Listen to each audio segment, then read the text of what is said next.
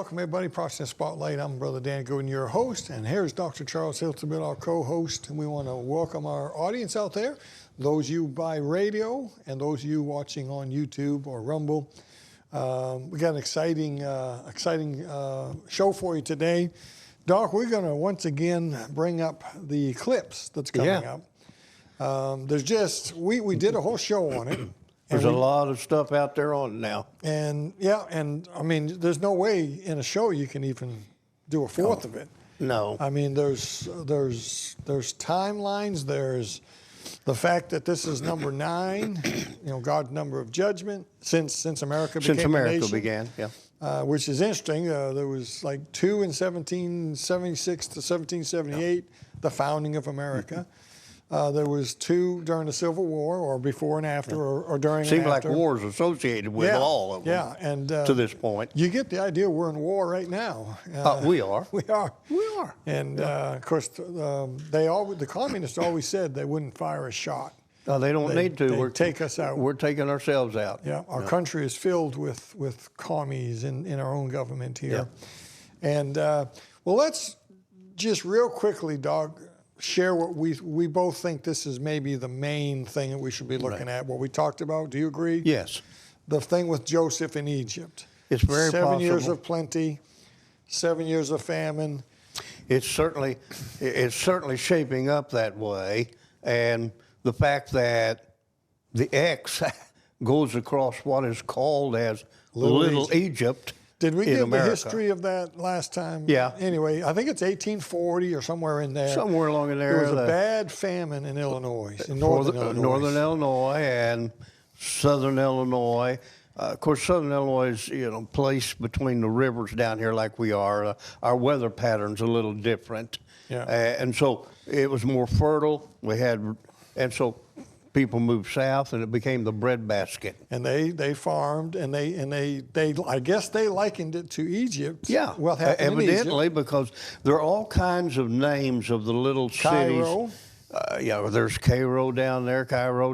There's various names, Heron, and all these kind of different names that are part of. There's even a really nice lake, a fairly deep lake, that's called the Lake of Egypt. Okay. And so it has that, the 1840 thing, and they moved down here. That this became Little Egypt, a type of Egypt. A type of it. And of course, Joseph is in Egypt. The 7 years of plenty, which maybe we just finished the 7 years of plenty. Donald Trump. I mean, we had more wealth in America. Oh yes. Than any time in the history of the world. Yes. Yeah. And we're rapidly losing all of that, or we've already have. And we're over 34 trillion. They say we're going $1 trillion in debt every 100 days. Every 100 days. Now, I can't fathom it. Yeah, and folks, you can't fathom it either. No. Nobody can understand trillions. There's no way. You can't comprehend it. No. We'll never get out of this debt. No. And they're spending more. Even the Republican leadership is not willing to tackle this thing. If you haven't figured out, R&D doesn't mean much. So back to this thing, and I think a big deal was what we brought out in Genesis about he set them in their places. He set them in their orbit, and the interesting thing is, read for us Luke chapter number 21 there. Luke verse 21 and verse 25. Here we go. Boy, look at verse 26. Men's hearts failing them for fear. But verse 25, there shall be signs in the sun and in the moon. Now, this is the sister chapter of Matthew 24, right? Okay, the Olivet Discourse. Yeah. So this is end time stuff.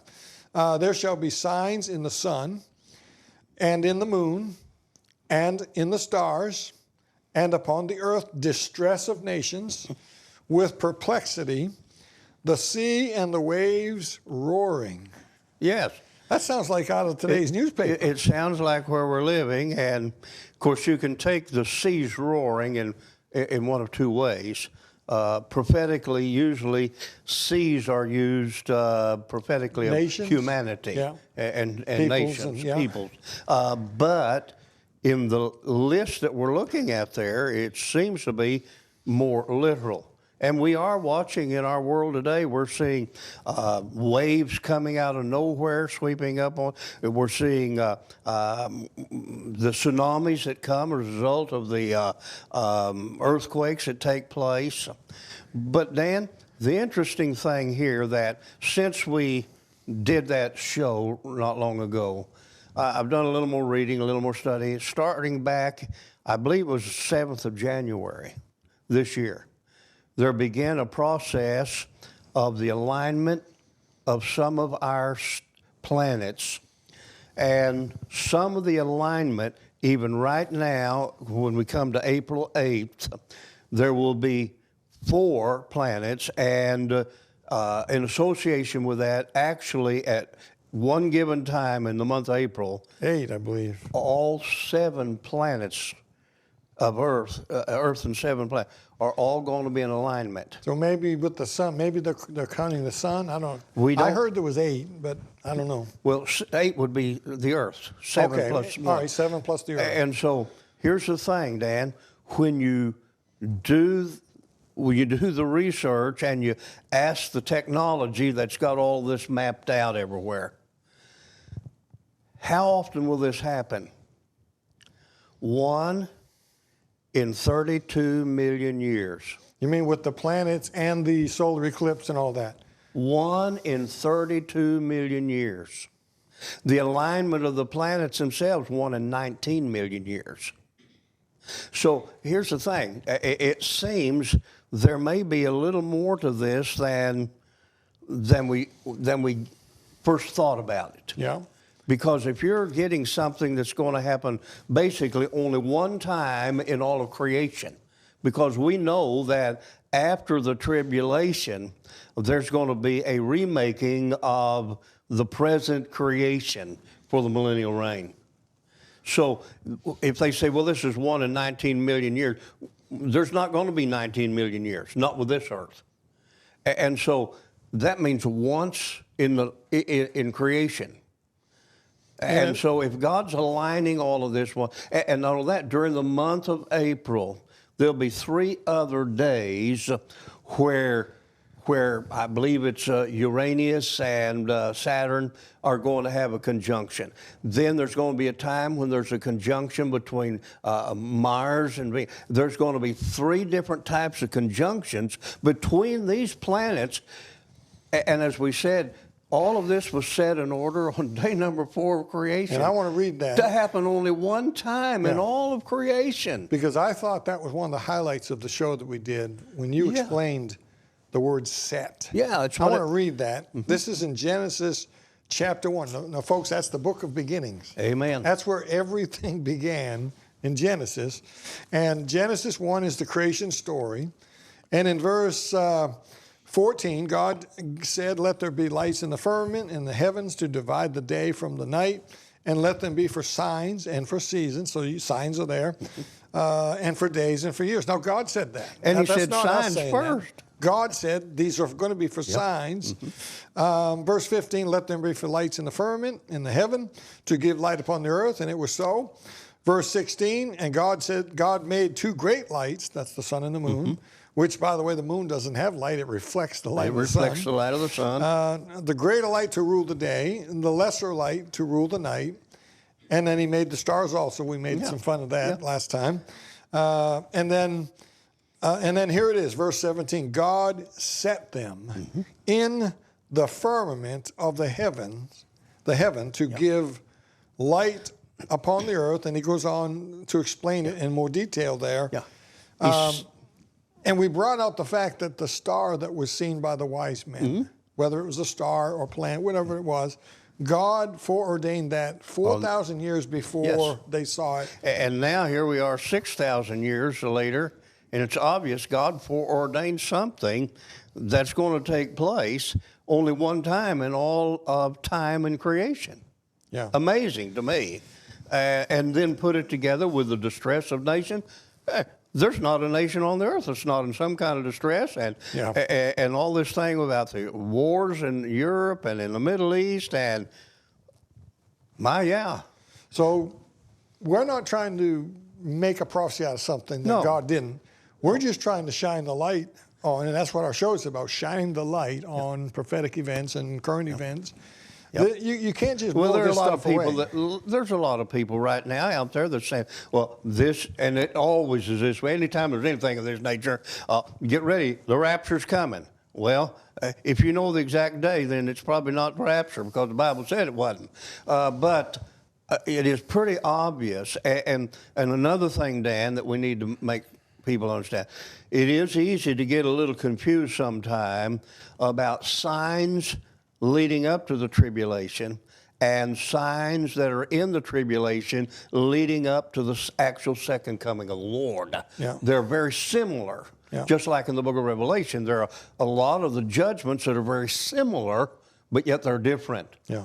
But it does appear there must be something to this. Dan. So yeah, let me say this just as a warning to the folks out there. And I have read some people have given a caution about traveling, or they're saying that this planet alignment could actually affect some things. It literally could, because I don't fully understand it, even though I've been involved in science and the Bible for 40 some odd years. I do not completely understand gravitational pull, but there is, just like any time the moon is in full, Yeah. there's more high tides, Yeah. there's more gravitational pull. Anytime there's a full moon, even the fluids in your body that come to your brain affects how people behave. So you put all of this together in an alignment.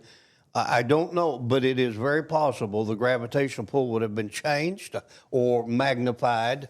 And I don't know. But I'm not going to keep it from me to traveling. If I'm going to go get me a soda pop, I'm going to go get me one. Yep.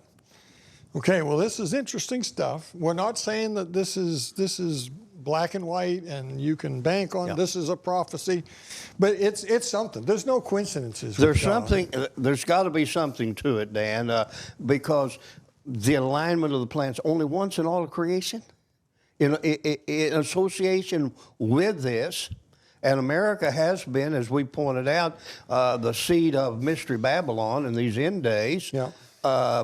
And then it's going right across what's called in America the Little Egypt. I don't know. But anytime that X is there, as we pointed out, the 22nd letter in the Hebrew alphabet, Tau, it was to set an X at the end of the row.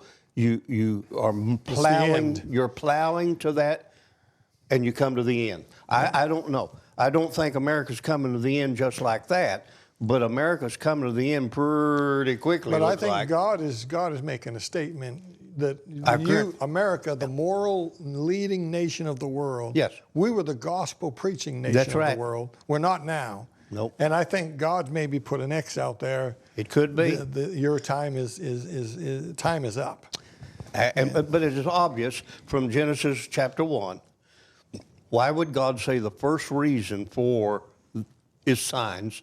If God didn't mean I'm going to use as a sign, whatever that sign may mean, I'm confident, since I know it's only a one, that all of this together is one in creation. Yeah. It's got to be unique. All right, folks. Well, I have a feeling we may touch on this again at another time here as this draw is close. We're just a few weeks away. And all right, hope you've enjoyed the program today. Keep your eyes on them skies.